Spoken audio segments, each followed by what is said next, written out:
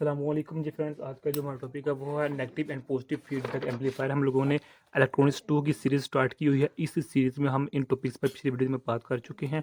तो आज की हमारे पास वीडियो नंबर 3 है, इसका बी पार्ट है negative and positive feedback. Actually हम लास्ट वीडियो में फीडबैक एम्पलीफायर के इंट्रोडक्शन को डिस्कस कर लिया था। उसी इंट्रो को लेकर हम इसको मज़ीद देखेंगे कि इसकी दो टाइप्स होती है फीडबैक एम्पलीफायर। एक होती है पॉजिटिव फीडबैक एम्पलीफायर और दूसरी होती है नेगेटिव फीडबैक एम्पलीफायर। तो आइए इसको स्टार्ट करते हैं। बिस्मिल्लाहिर्रहमानिर्रहीम सल्लल्लाहु अला मुहम्मद सल्लल्लाहु अलैहि वसल्लम।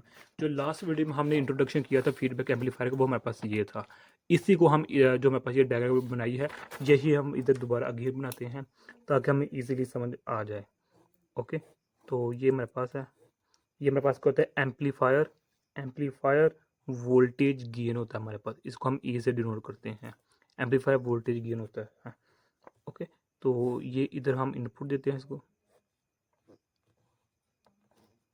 मेरे पास क्या होता है? ये मेरे पास असल में जो हम वी इन से डिनोट करते हैं, लेकिन इधर हम वी एस से डिनोट कर रहे हैं। वो भी हम बस करते हैं, हम क्यों कर रहे हैं। तो ये मेरे पास वी आउट होती है, वी एस, और जो आउटपुट होती है उसको हम वी नॉट से डिनोट करते हैं। तो अब ये हमारे पास, तो ये हमारे पास ये वाला, तो ये इसको हमने दिया ऐसे, और ये हमारे पास ऐसे है।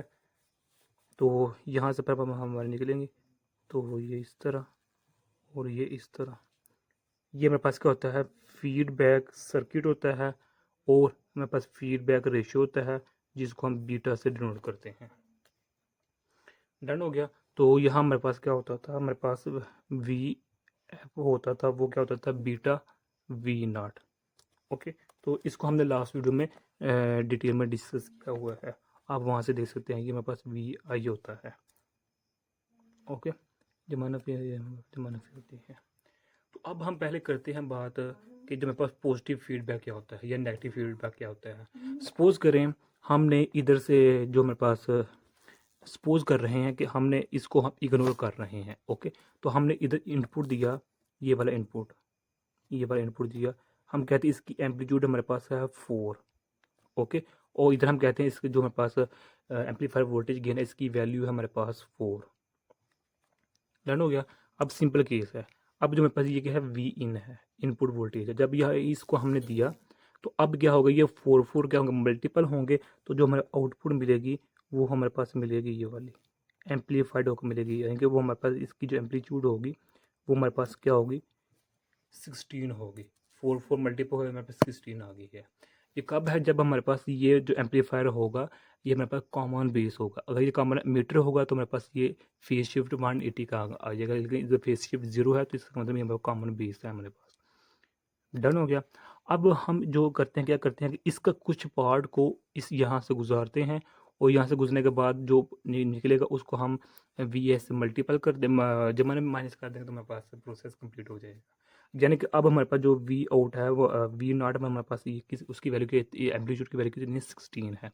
अब हम कहते हैं जो हमारे पास ये है, इसकी वैल्यू को यानी कि हमारे पास कहते 6 एम्पलीट्यूड, यानी कि इसके कुछ पार्ट को हमने इधर दिया।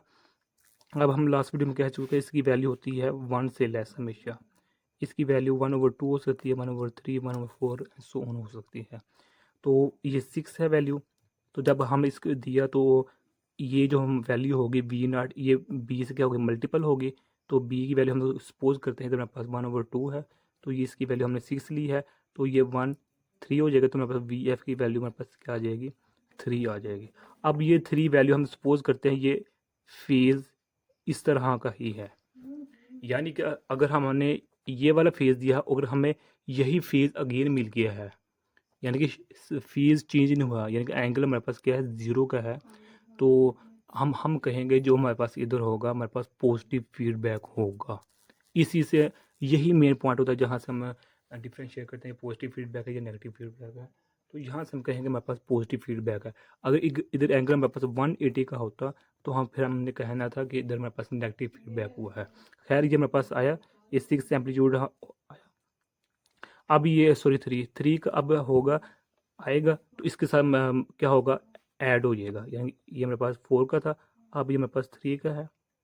ओके, तो अब ये मिल जाएंगे तो हमारे पास क्या बन जाएगा, ये हमारे पास 7, अभी हमारे पास 7 एम्पलीट्यूड का वो कब बन चुका है। अब ये 7 एम्पलीट्यूड को हम क्या डिनोट करते हैं इससे। ओके, अब जब हम इसको देंगे तो हमारे पास जो एम्पलीट्यूड 7 है, तो 7 4 से मल्टीप्लाई होगा, अब हमारे पास इसका एम्पलीट्यूड हो क्या होगा, मज़ीद इंक्रीज कर जाएगा, वो क्या होगा 28 होगा। इसको हम कहते हैं वो पॉजिटिव फीडबैक के वो आउटपुट का जो एम्पलीफायर होता है, एम्पलीट्यूड होता है, वो इनको इसको इन्हांस कर देता है।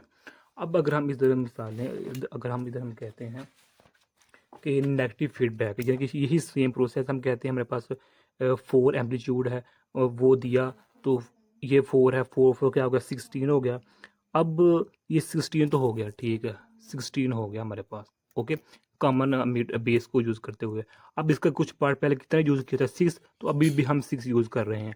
लेकिन अब जो हमारे पास इधर जो शिफ्ट फेज होता है वो क्या करते हैं, इधर हमारे पास ये शिफ्ट अब यहाँ ऐसे आ जाता है, ये वाला 3 आ जाता है। ओके, बीटा की वैल्यू इधर हमारे पास 1/2 थी, ये 6 दिया है तो हमारे पास क्या हो गया 3 हो गया। अब लेकिन क्या हो गया, फेज चेंज हो गया है, शिफ्ट हो गया है। तो अब जब ये यहाँ जाएगा, अब यहाँ नेगेटिव होगा इस केस में। ओके, इसकी 3 होगी, तो अब ये क्या होगा, नेगेटिव होगा, यहाँ होगा तो प्लस ही, लेकिन फेज क्या है हमारे पास चेंजिंग हो गया, तो अब इसकी एम्पलीट्यूड डिक्रीज हो जाएगी, यानी कि 1 एम्पलीट्यूड रह जाएगी। अब 1 एम्पलीट्यूड हमारे पास ये होगी, इसको देंगे तो हमारे पास जो होगी आउटपुट एम्पलीट्यूड वो रिड्यूस ही आएगी। पहले कितनी थी 16 थी, अब 1 रहेगी। अब 1 को हम 4 से मल्टीप्लाई करेंगे तो हमारे पास वो, अब हमारे पास क्या आएगी, यही आएगी 4 आएगी। ओके, इसको कहते हैं हम, वही हमारे पास नेगेटिव फीडबैक है। तो यही बेसिक डिफरेंस होता है पॉजिटिव और नेगेटिव फीडबैक में। कि जो नेगेटिव फीडबैक का जो डिसएडवांटेज है वो यही है कि ये आउटपुट गेन को लो कर देता है। ओके, तो ये इसका एक डिसएडवांटेज है, लेकिन इसके चूँकि एडवांटेजेस ज़्यादा होते हैं नेगेटिव फीडबैक, इसलिए इसको हम ज़्यादातर यूज़ करते हैं।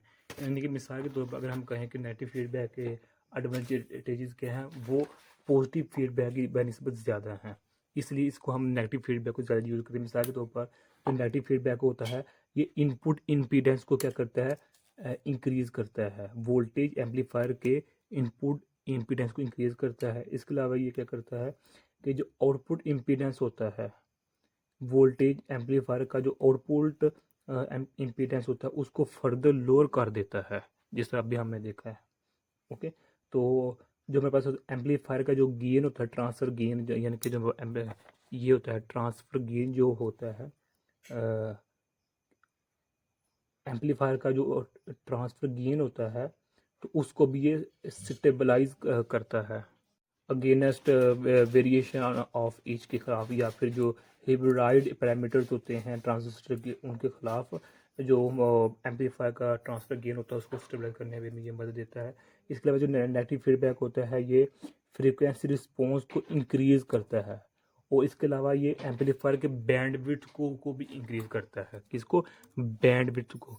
बैंडविड्थ को के इंक्रीज करने का मतलब यहाँ क्या है कि जितना बैंडविड्थ ज़्यादा इंप्रूव होगा उतना ही जो हमारे पास क्यू पॉइंट होगा ट्रांजिस्टर का, वो एक्टिव रीजन में रहेगा। तो हम जानते हैं जब जब तक हमारा क्यू पॉइंट एक्टिव रीजन में रहेगा ट्रांजिस्टर वर्क करेगा, यानी एम्पलीफिकेशन होगी हमारे पास। और जैसे क्यू पॉइंट ऊपर यानी कि सैचुरेशन रीजन में या नीचे कट ऑफ रीजन में आता है तो हमारे पास ट्रांजिस्टर प्रॉपरली वर्क नहीं करता। तो इसलिए नेगेटिव फीडबैक को ज़्यादा यूज़ करते हैं कि इससे जो हमारे पास क्यू पॉइंट होता है कि ट्रांजिस्टर का वो एक्टिव रीजन में ही रहता है, यानी उधर हमारी लीनियर ऑपरेशन ही रहती है, उधर कोई भी क्लिप ऑफ नहीं होता। ओके, तो इसके अलावा और भी इसके फ़ायदे मिसाल के तौर पर जो होता है, ये नॉइस को रिड्यूस करने में भी नेगेटिव फीडबैक काफ़ी मददगार साबित होता है। तो यही आज का हमारा इतना सा टॉपिक था।